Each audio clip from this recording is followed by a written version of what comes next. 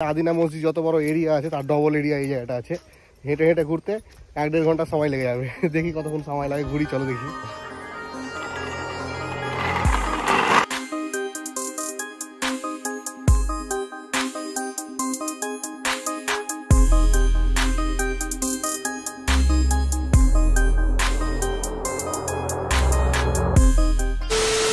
সময় এখন দুপুর 1টা আর আমি দাঁড়িয়ে আছি আদিনাতে। ঠিক এর আগের পর্বে কিন্তু তোমাদেরকে আমি আদিনা মসজিদ দেখিয়েছি, আর এই পর্বে আদিনা মসজিদের ঠিক পাশেই কিন্তু আদিনা ইকো পার্ক আছে। আর সেই ইকো পার্কে আমি এখন যাব, আর ইকো পার্কটাই দেখাবো তোমাদেরকে কি কি আছে না আছে সেই সমস্ত জিনিসগুলো। চলো এখানে বেশি দেরি না করে আমরা পার্কের ভেতরে যাই।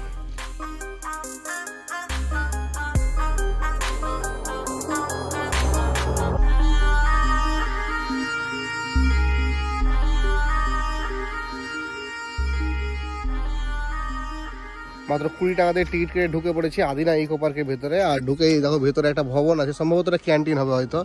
আর ডান হাতে কিন্তু এরকম বাচ্চাদের একটা ছোট্ট পার্ক আছে।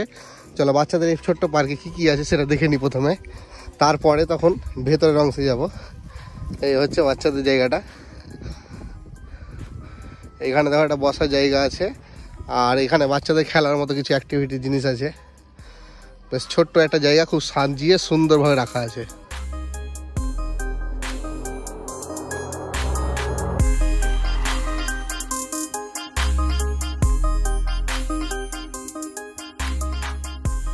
মেন গেট দিয়ে ঢোকার পরে বাঁদিকে রাস্তা দিয়ে ঢুকে গিয়েছিলাম, আর ঢুকে এই হচ্ছে কিছুটা ভিউ তোমাদের দেখিয়েছিলাম একটা পার্কের, আর তার পাশে এইরকম। আর এখানে একটা ছোট্ট ঝিলের মতো আছে, আর বদ্ধ জলাশয় যেহেতু জলটা একটু নোংরা হয়েই আছে। আর অনেকটা বড়। আমি একজনের সঙ্গে কথা বললাম যে পার্কিংয়ের জায়গাটায় যেই দাদারা ছিল তার সঙ্গে, তো বলছে আদিনা মসজিদ যত বড় এরিয়া আছে তার ডবল এরিয়া এই জায়গাটা আছে। হেঁটে হেঁটে ঘুরতে 1-1.5 ঘন্টা সময় লেগে যাবে। দেখি কতক্ষণ সময় লাগে, ঘুরি, চলো দেখি। এই ইকো পার্কের রাস্তায় হাঁটতে হাঁটতে কিন্তু এই দেখো এরকম সুন্দর গাছ, আর মাঝখানে রাস্তা দিতে হবে, তার পাশে এই ঝিল। আর ঝিলের পাশে কিন্তু বেশ সুন্দর বসার জায়গাও আছে। উপরে শেড নাই, কিন্তু শেডের মতো করা আছে। আর এই হচ্ছে বসার জায়গা, যেটা বসার মতো অবস্থায় নেই, নোংরা হয়ে আছে, কিন্তু বেশ ভালোই লাগবে কিন্তু ঝিলের ধারে বসতে।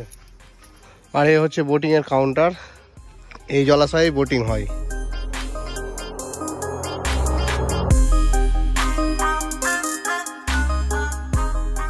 আজকে যা রোদ পড়েছে, এই রোদে বোটিং করাটা একটা চ্যালেঞ্জের ব্যাপার। মাত্র 20 টাকায় কিন্তু এখানে বোটিং করা যায়। আমার পিছনে দিয়ে কিন্তু অনেকটা ফাঁকা জায়গা আছে, কিন্তু সেই দিকে আমি আর গেলাম না, কারণ সেই দিকে যাওয়াটা উচিত হবে না। সব কাপল বড় জোড়া জোড়ায় বসে আছে, আমি সিঙ্গেল এসেছি, আমি সেই দিকে আর গেলাম না তাদেরকে ডিস্টার্ব করতে। সবার একটা প্রাইভেসি আছে। ঘুরে চলে এলাম, মানে আবারও সামনের দিকেই চলে এসেছি প্রায়। পার্কের জায়গাও অনেকটাই আছে, কিন্তু সব জায়গায় যাওয়াটা একটা চ্যালেঞ্জের ব্যাপার। এই যে জায়গাটা আছে দেখো, এই জায়গাটা করে জঙ্গল হয়ে আছে, দারুণ লাগবে কিন্তু এই জায়গাটায় বসে থাকতে। চারিদিকে রোদ গরম পড়েছে হেভি, কিন্তু এই জায়গাটা কিন্তু ঠান্ডা হয়ে আছে, বেশ ঠান্ডা, একদম পুকুরের পাড়েই। এই দেখো, আর এই পুকুরেই তো বোটিং হয়, তোমাদের বললামই। বেশ ভালো, যতটা মানে বড় বলেছিল ততটা বড় না, কিন্তু জায়গা অনেকটা আছে, বেশ ভালো লাগবে ঘুরে। মোটামুটি 8 ঘন্টা সময় দিলেই যথেষ্ট। তোমরা যারা এই আদিনা মসজিদ দেখতে আসছো তারা হাতে কিছুক্ষণ সময় বার করে এই জায়গাটা দেখে নিতে পারো, ভালো লাগবে, খারাপ না। তবে বিকালবেলা হলে আরো ভালো হয়।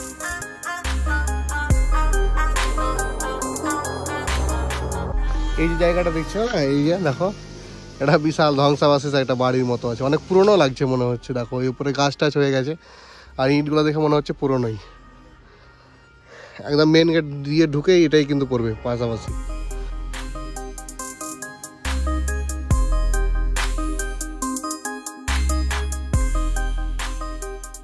যেখানে দাঁড়িয়ে আছি এখন, এই জায়গাটা দেখো, এখানে একটা বসার জায়গা, এইখানে একটা, এইখানে একটা, আর এইখানে, মানে এটা কিন্তু একটা বারবিকিউ করার মতো একটা দারুণ জায়গা। এই মাঝখানে বারবিকিউ হবে, আর চারিদিকে বন্ধু বান্ধব মিলে বসে এনজয় হবে আর কি। দারুণ লাগবে কিন্তু এই জায়গাটা, হেভি করে বানানো। দেখো দেখলেই বুঝতে পারবে, চৌকো একটা জায়গা।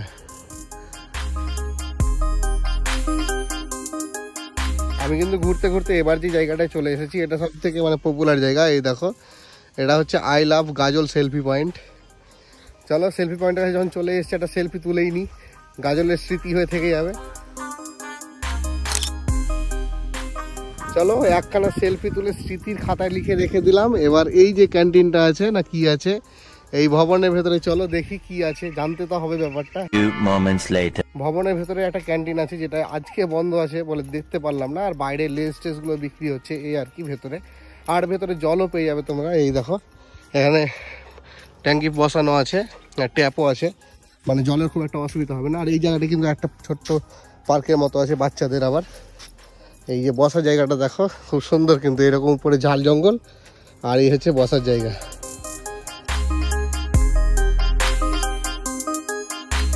এই জায়গাটা কিন্তু বেশ ভালো, বাচ্চাদের যদি নিয়ে আসা যায় তাহলে অনায়াসে কিন্তু এই জায়গাটায় আধ ঘন্টা 1 ঘন্টা খেলেই কাটিয়ে দেবে। এই জায়গার সবথেকে ভালো জিনিস যেটা, সেটা হচ্ছে দেখো এইরকম পুকুরের পাড়ে বসে বেশ কিছুক্ষণ সময় কাটাতে শীতের দিন ভালোই লাগবে। এই আদিনা ইকো পার্ক প্রতিদিন কিন্তু সকাল 10টা থেকে সন্ধ্যে 5টা পর্যন্ত খোলা থাকে। আর এই পার্কের ভেতরে যখন তোমরা ঢুকবে তখন কিন্তু বাইরের খাবার অ্যালাউ নেই, কেননা ভেতরে এদের ক্যান্টিন আছে, মানে বুঝতেই পারছো ব্যাপারটা।